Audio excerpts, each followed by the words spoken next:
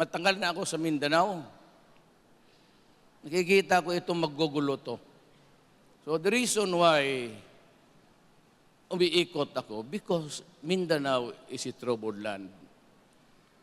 And noon, ang battleground is Mindanao and Davao City.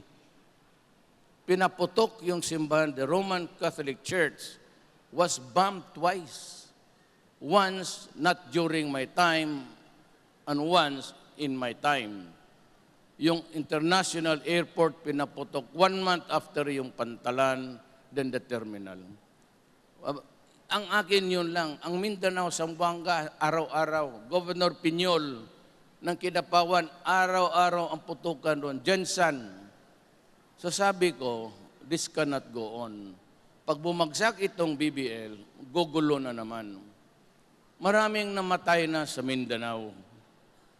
Ilan pa bang buhay para makamit natin yung kapayapaan na yan?